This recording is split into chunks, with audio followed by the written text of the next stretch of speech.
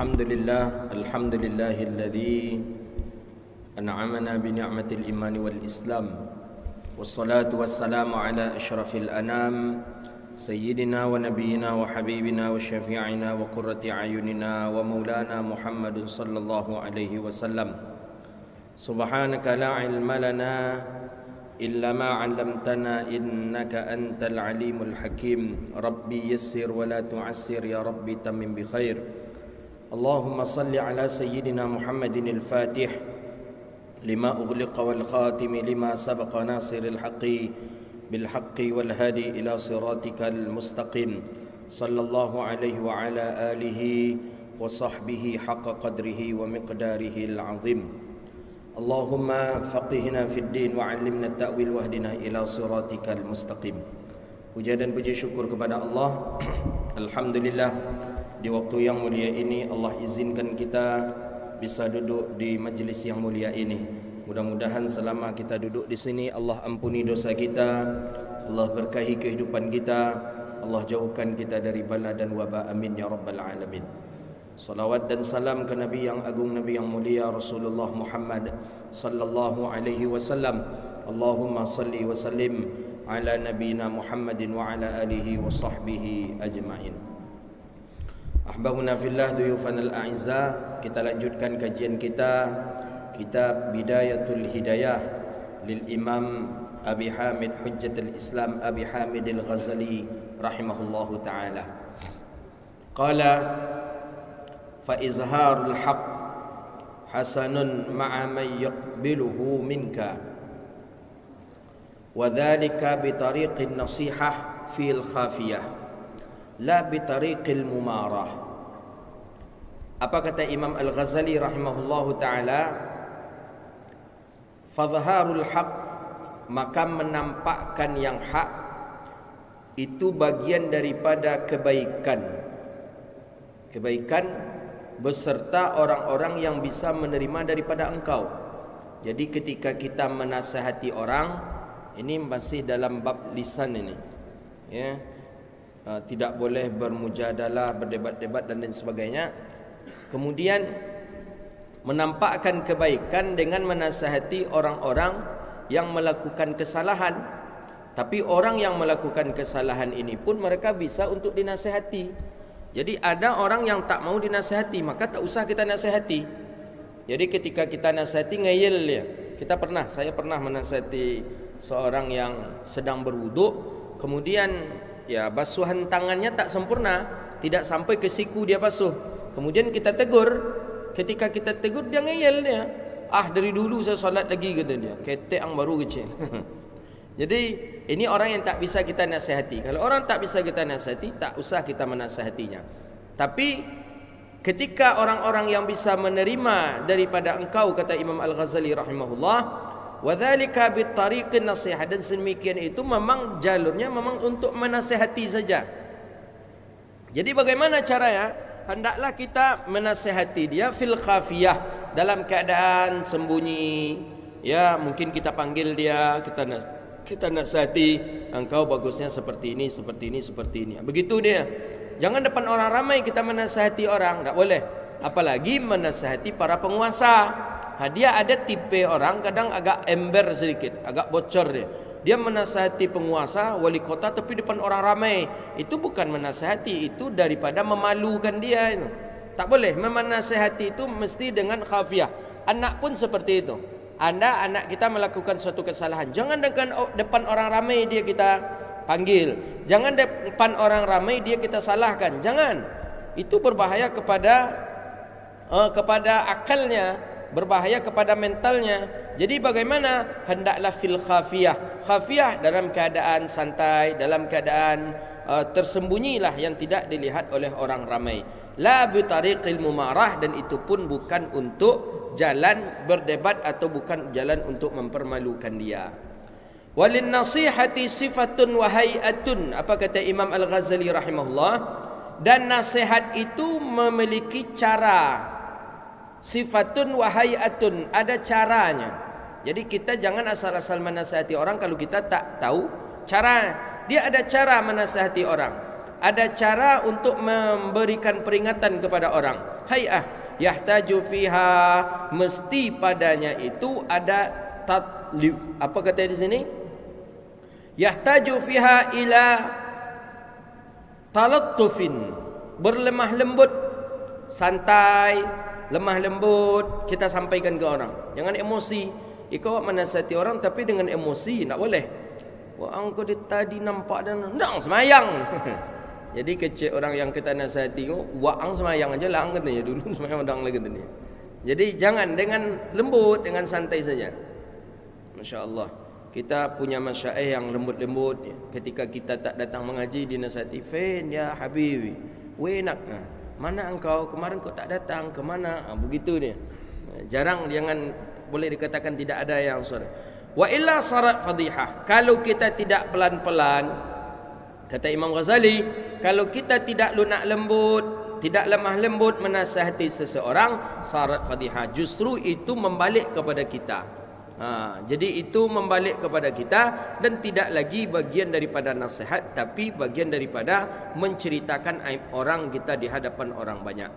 Wa kana fasaduha aktsar min salahya, maka fasadnya itu lebih besar lagi dibandingkan dengan eloknya. Jadi lebih banyak masalah yang akan diselesaikan daripada kebaikan daripada nasihat tadi sampai. Lebih banyak ruginya daripada eloknya kalau kita keras-keras menasihati orang.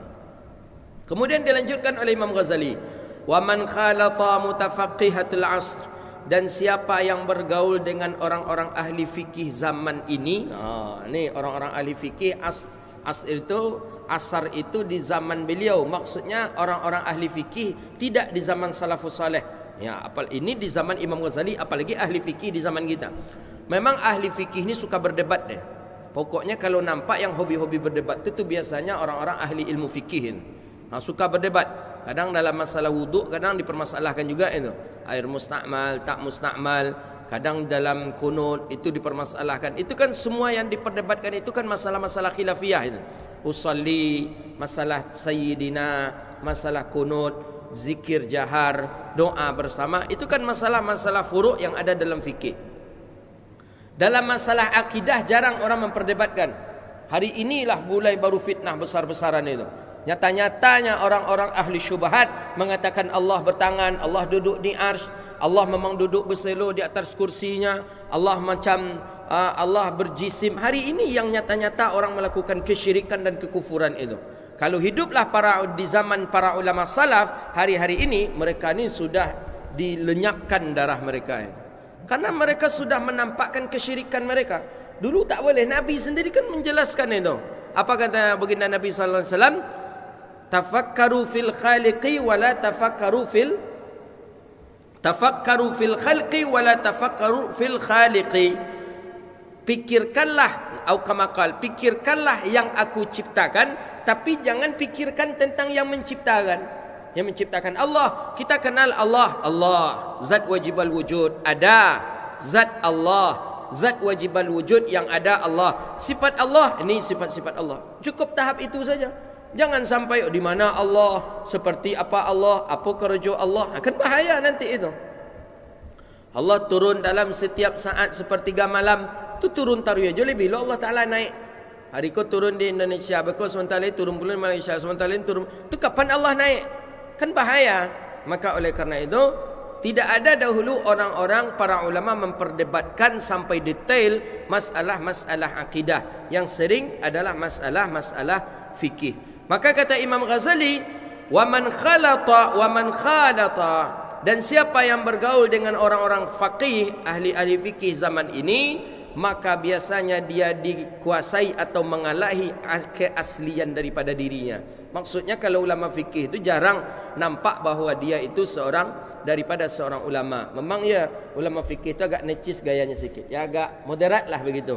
Dibandingkan ulama-ulama tasawuf. Kalau ulama tasawuf ya dengan sorbannya, dengan kain sarungnya, kadang dengan ridak selendangnya, dengan apalagi dengan jubahnya, kadang dengan tongkatnya. Itu ulama-ulama sufi. Kalau ulama-ulama fikih agak necis lah gayanya gitu. Awak kan tahu ulama apa nak joleh gini gitu. Joleh bukan ulama lah gitu dia. Tapi ulama yang dimaksud di sini memang ulama-ulama yang tafannun dalam bidang ilmunya. Wal munaqashah, jadi wal jidal, menghilangkan sifatnya karena ulama-ulama fikih sering daripada berdebat, sering bermujadalah, maka itu mempersulit dia untuk diam.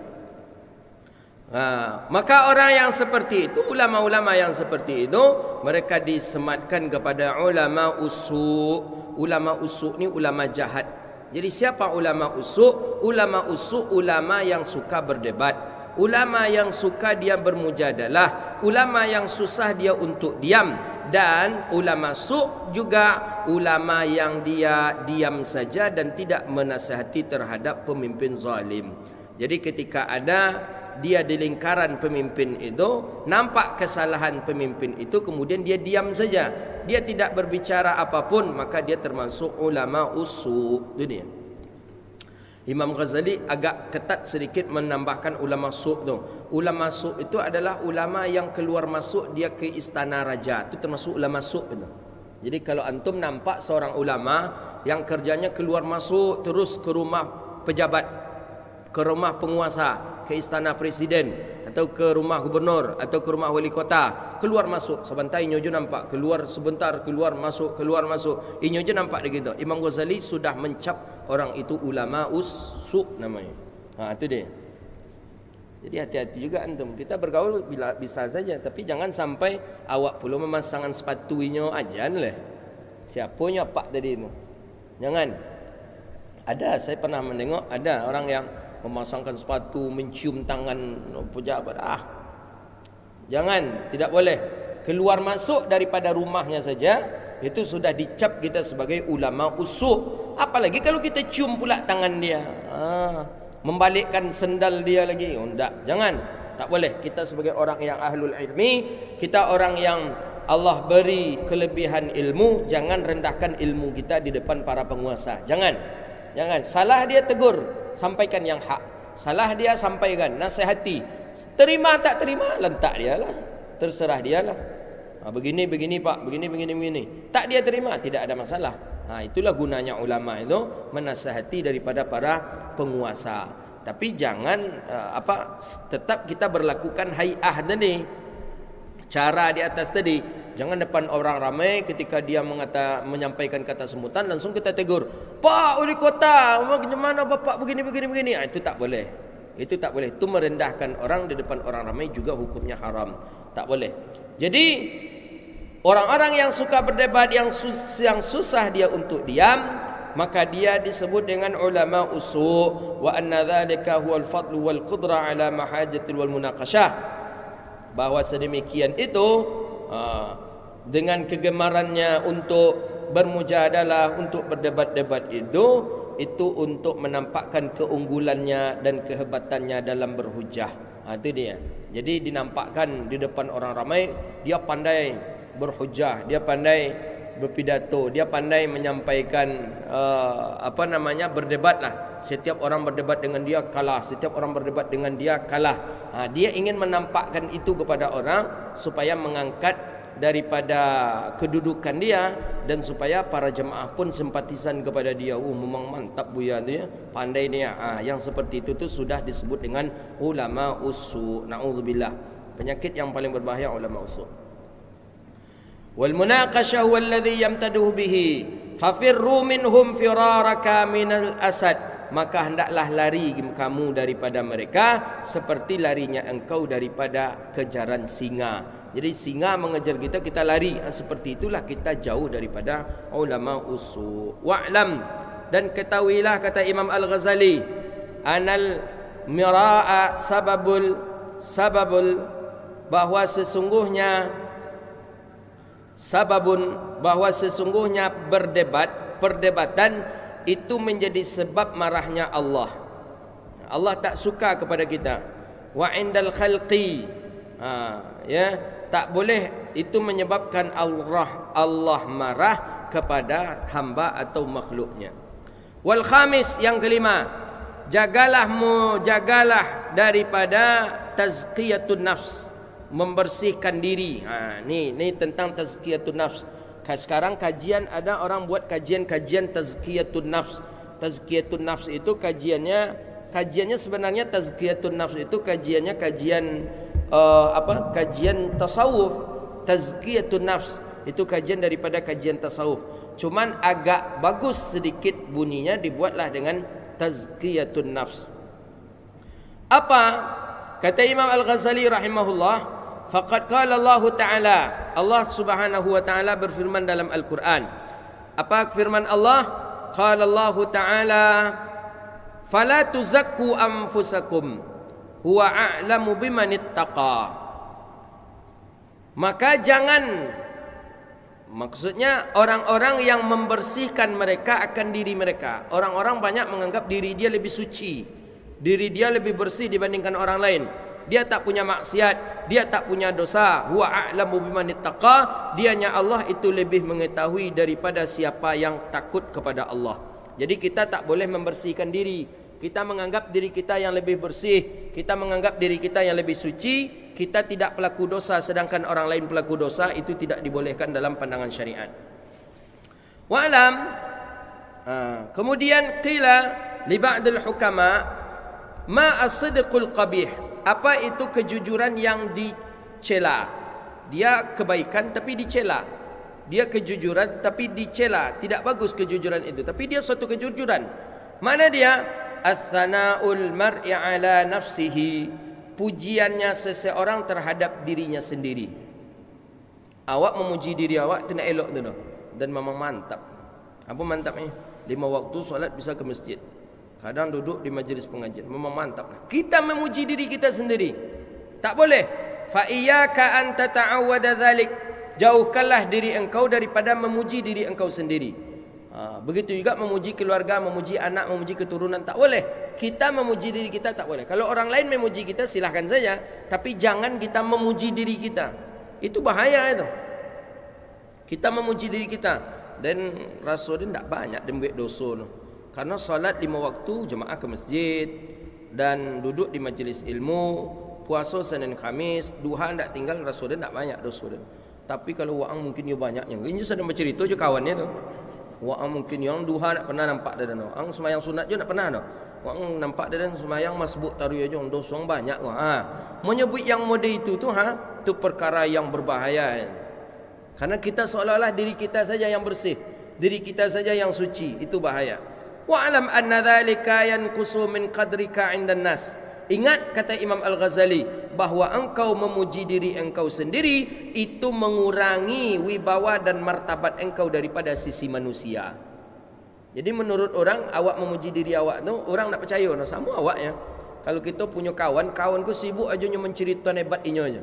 Dan alhamdulillah lah tadi memang mantap no tadi ni. Lah siap semayang tadi dia ajak dia kawan nabu kata. Bisa lo majak kawan makan kata dia. Jadi memang kehebatan ini aja. Kawan makan di traktir pula dek kawan tu kata. Sudah itu ada pula dia apa dia orang kata. Memang kehebatan dia saja. Padahal kata orang di belakangnya antayun tindak kata ceritanya aja tu. Kadang besok pas ketika nya duduk kata kawan jendang awan apa jatuh le kadang otak tu mah kata. Kan meruntuhkan orang-orang yang memuji akan dirinya sendiri. Itu mengurangi kehebatan atau wibawa dia di sisi manusia. Bukan itu saja, yujibu maqtaka indallah, maka engkau layak mendapatkan marah daripada Allah Subhanahu wa taala. Allah pun marah kepada kita. Allah benci kepada kita. Jadi jangan banyak-banyak memuji diri kita, jangan. Si anu tu alun itu dan tahu si anu tu mas. Si anu tu ke masjidnya baru di siap-siap pensiun ko. Kalau dan dari dulu dah alun dan pensiun lah ke masjid. Jadi kan itu memuji dirinya sendiri. Kadang jemaah kita banyak terbibit dalam masalah ini. Mentang-mentangnya agak dulu hijrah daripada kawannya, kemudian dia memuji diri dia. Saya lebih dulu hijrah daripada si anu tu baru tu. Kemudian fa idza aradta an ta'rifa an sana'aka ala nafsika la yazidu fi qadrika 'inda ghairika. Apabila engkau menginginkan bahawa engkau kenal akan pujian engkau di atas diri engkau, la yazid tidak akan menambah pada kehebatan engkau daripada orang yang lain. Jadi tidak akan menambah. Oh, gara-gara kita memuji diri kita kemudian orang pun takzim kepada kita. Tidak. Gara-gara kita memuji diri kita kemudian orang pun menghormati kita? Tidak. Saya ni studi saya S1, S2, S3 saya di sini-sini. Saya dapat nilai ini. Kemudian orang hormat kepada kita? Tidak, kata Imam Ghazali. Tidak akan hormat orang kepada kita. Kenapa? Justru orang-orang di belakang kita akan mengatakan kita orang-orang sombong. Maka kata Imam Ghazali, disuruh kita oleh Imam Al-Ghazali, fanzur, coba pikirkan, kata Imam Al-Ghazali, ketika engkau duduk bersama orang-orang yang memiliki keutamaan, kelebihan. Dia duduk bersama engkau, dia bercerita tentang kekayaannya, dia cerita tentang kehebatannya, dia bercerita tentang kekayaannya. Di dalam hati engkau mengingkari tidak? Setuju tidak engkau dengan ucapan teman engkau yang memuji dia terhadap dirinya sendiri? Awak duduk je kawan-kawan, ada seorang kawan inyo cerita kehebatan ninyo aja. Terima tak batin kita? Kita tidak terima. Maka kata Imam Al-Ghazali, begitu jugalah dengan engkau, yang ketika engkau memuji diri engkau di depan saudara engkau, mereka sendiri pun tidak bisa menerima atas pujian itu. Jadi bagaimana? Lebih ancak kita jangan memuji diri kita sendiri. Itu dia. Ini biasanya dari golongan kita ni, kadang ibu-ibu begitu juga. Dia memuji anak-anaknya depan orang ramai, memuji kebaikan keluarganya, memuji pendapatan suaminya depan orang ramai. Orang-orang yang mendengarkan itu bukan mereka menerima, bukan mereka setuju, justru keluar daripada itu, balik daripada itu, kadang telefon-telefon. Dia terangkan ke Cik Sianu tadi, modenya aja yang hebatnya kata kan. Begitu pula lah ketika orang bercerita di hadapan kita, pasti pun kita tidak bisa menerimanya. Jadi bagaimana? Fa'alsinatihim idza arfariquhud. Maka oleh karena itu, jagalah lidah kita daripada memuji terhadap diri sendiri. Jadi jangan puji diri kita sendiri. Tak elok, tak bagus kita memuji diri kita sendiri. Hebat pun kita jangan puji diri kita sendiri. Kalau orang lain tak ampun. Atau kita minta pesanan pula ke orang, beko kalau ustaz ceramah tolong puji dan ketek je ustaznya. Ada juga tu pesanan macam tu. Ustaz ikut di kampung ambo ke ustaz katanya. Kalau ustaz ceramah beko sabit-sabit jambo keteknya. Nyawa tengok-tengok pula tak ada yang pas disabit tentang inyo tu. Jadi payah pula. Jadi untuk mempromosikanlah kita. Jadi tak bagus kita minta-minta promosikan tu, tak elok. Tak elok. Ustaz Abdul Somad, nanti Ustaz ceramah tolong sebut nama saya Ustaz yang. Karena Ustaz Abdul Somad kalau menyebut ni tentu mak kenal Ustaz Somad jo inyo kata. Itu jadinya tu. Tapi kan niatnya tadi ingin dipuji, ingin dikenal, dan dia ingin orang memuji dirinya. Itu termasuk perangai yang tidak elok. Termasuk penyakit lisan. Termasuk penyakit lisan atau orang-orang yang ingin membersihkan daripada dirinya. Bahaya. Jangan. As-sadis yang keenam. Apa yang keenam? Al-la'nu, melaknat. Hati-hati melaknat. Jangan sampai kita melaknat. Tak boleh. Kita melaknat tak boleh. Apa bahasa laknat? Ya, celakalah engkau, tu kalimat laknat itu. Binasalah engkau, hancurlah engkau, tu kalimat laknat. Kalau orang Arab bercarutnya, carut kita, kalau kita carut kita di Pekanbaru ni, ya ampek santiang lah kan. Tahu kan ampek santiang kan? Taklah mungkin bercubul di masjid kan. Tapi kalau praktek tak ya. Orang Arab juga ada ucapannya, carut orang Arab ada. Dua carut orang Arab. Pertama, yakhrab baitak. Jadi kalau orang Arab bilang yakhrab baitak, itu sama dengan ompek santiang awak ni. Boleh tahu ompek santiang? Tak tahu. Apa lu cara menyebutkan itu? Wildan tak tahu ompek santiang. Ada bahasa Pekanbaru ni, pokoknya daerah Riau Sumbar lah. Itu carutnya itu satu bahasanya. Nantilah setelah ini saya sebutkan kantum. Ini sedang live ini susah pula saya bilang. Pokoknya ada angka 4, ada angka 6 istilahnya. Ampek santiang. Payahlah mau nyabit. Ya, mana yang tak faham nanti saya terjemahkan. Tapi setelah live ini nanti ditutup kamera, ditutup live ini nanti saya jelaskan apa carutnya. Kalau antum Wildan di Pekanbaru orang mengucapkan itu kepada antum mesti emosi, jangan ketawa antum. Ampek santiang namanya, mau kasih paknya. Enggak, antum harus marah. Itu kalimatnya kalimat orang Arab juga ada. Orang Arab ketika bercarutnya itu ada dua kalimat. Pertama, yakhrab baitak. Itu sama dengan ampek santiang. Ampek namanya. Jadi memang kancingnya kan.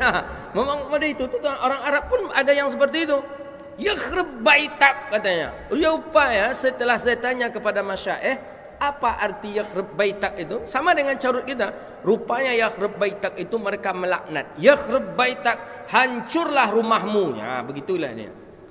Habislah rumahmu, rusaklah rumahmu. Itu yakhrib baitak. Maka kata Syekh, kalau ada orang Arab bilang itu, maka kalian jangan diam. Jangan kalian diam, kalian harus marah. Karena itu bagian daripada carut marut dan itu kalimatnya kalimat laknat. Jadi jaga lidah kita daripada melaknat. Melaknat apa? Ab'ad min rahmatillah. Karena laknat itu, dianya laknat itu ab'adu an rahmatillah. Laknat itu menjauhkan kita daripada rahmat Allah Subhanahu wa taala. Wa iyyaka ihdhar, jauhilah dirimu an ta'lana syai'an, bahwa melaknat engkau akan sesuatu mimma khalaqallah, terhadap apa-apa yang telah diciptakan oleh Allah. Dari apa? Minal hayawan, daripada hewan. Hewan tak boleh dilaknat, walaupun itu maaf anjing. Anjing tak boleh kita laknat. Cilaku anjing kau mah kecewa. Tak boleh. Tak boleh. Hewan, kucing apalagi. Ketika kucing memakan ikan, atau ketika kucing pipis atau berak di tempat di sembarangan saja, kadang di ruangan tamu kita, kemudian kita cilaku kucing oleh, tak boleh. Biasanya orang-orang kampung kita sering mengucapkan itu. Tak boleh. Kepada hewan tak boleh. Sapi kah apakah dia tak boleh. Wa ta'am, makanan tak boleh kita laknat makanan. Tak laknat, kita laknat makanan tak boleh. Maka oleh kerana itu ini salah satu daripada dalil siapa kemarin? MUI Sumbar ya, mengatakan tak boleh memberi nama makanan itu dengan nama-nama yang terlaknat. Seperti apa contohnya? Nasi goreng iblis. Atau apa yang di Pekanbaru ada juga itu apa? Apa? Mie setan. Apa lagi? Tawon setan, rawon setan, siapa apa lagi? Ada pokoknya kalimat-kalimat yang terlaknat. Itu tidak dibolehkan itu. Jadi memberi makanan dengan nama-nama yang terlaknat, dengan nama-nama yang dicaci tak dibolehkan. Apa lagi ya? Ada makanan gitu. Ya banyaklah makanan tak dibolehkan.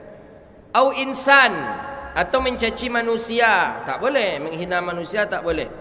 Menghina manusia jasadihi, jasadnya, au sifatihi, atau sifatnya. Tersampaikan ke dia langsung, jasadnya umpamanya tengkak. Tengkak kata kita kan, tak boleh itu.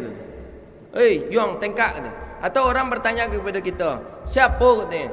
Si fulan. Fulan mana kon? Itu fulan dan tengkak tu kata kita. Itu tetap tak boleh. Itu sama dengan kalimat laknat itu. Au sifatihi, atau sifatnya. Kita sampaikan langsung, fulan jagung kata kita. Ada istilah jagung. Tahu antum jagung? Kalau ada istilah jagung tu, kalau antum dipanggil jagung oleh kawan, jenggolak boleh. Si anu jagung kata ni. Itu menandakan apa tu? Kikir. Fulan kikir kata dia. Itu sama dengan kalimat laknat itu, tak boleh itu. Apa bisa lo jagung tu kecikik pulupainya dia? Sama orang Kampar hijau. Hijau kumanya, hijau man. Hijau tu jenggolak pula lah.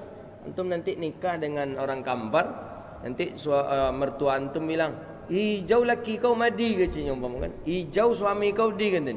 Hijau tu jangan ketawa pula, terima kasih, enggak. Hijau tu pemalih.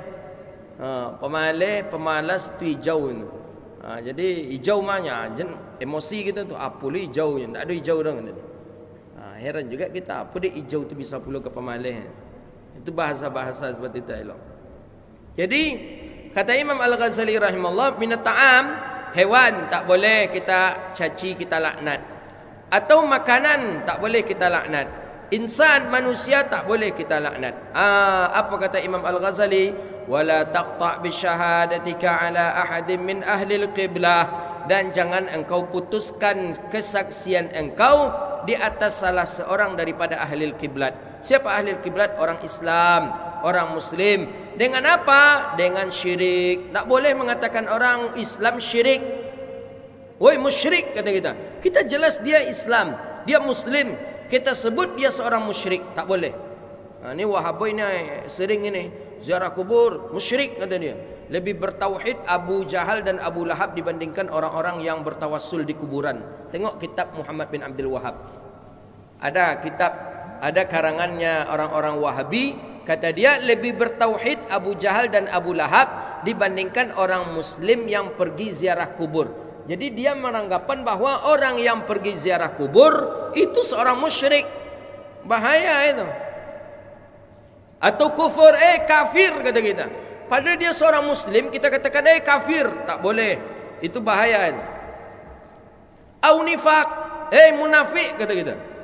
Maka hati-hati antum menyebutkan orang musyrik, menyebutkan seseorang kafir, menyebutkan seorang munafik, hati-hati. Lebih elok tak usah menggunakan kalimat-kalimat itu. Jangan, bahaya itu. Fa'in, maka sesungguhnya penglihatan di atas rahasia itu Allah yang mengetahui. Fala tadkhulu fi bainal ibad, maka jangan engkau masuk di antara hamba dan di antara Allah Ta'ala.